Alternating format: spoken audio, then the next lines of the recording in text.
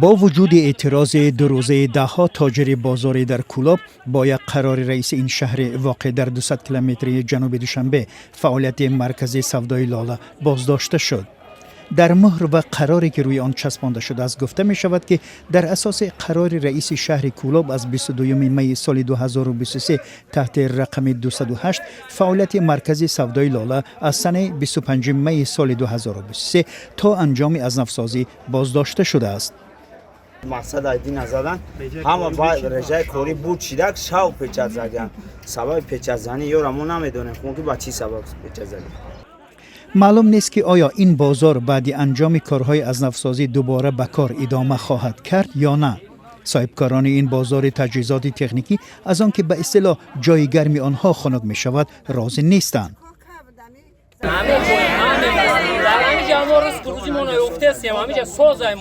اگر ما را دیگه بازار میبرند تو خلق دوجه درک میوه چی میکنن مقصد که خانواده ما همه ما قرضدار ما چقدر سومای بانکامون بتیم چقدر ما زندگیمون پیش بریم چقدر فرزندامون سیر کنیم. شهرداری از چند هفته پیش آنها را برای کار در بازار نو استقلال واقع در قسمت دیگری شهر کولاب تشویق میکند.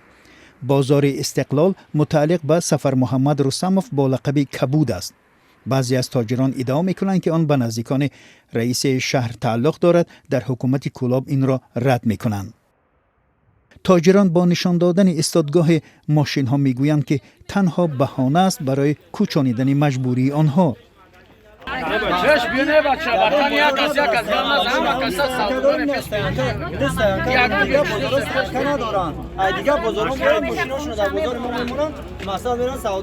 یک مایه ناراضگی دکانداران این است که امکان خریدن جای را در بازار نو ندارند. بازار فروش قسمای احتیاطی ماشین ها در پهلوی بازار مرکزی سخاوت قرار دارد و رئیس آن نورعلی حسنوف پس از مرگ برادرش میرعلی حسنوف این بازار را همراه پسر و جن‌هایش رهبری می‌کند.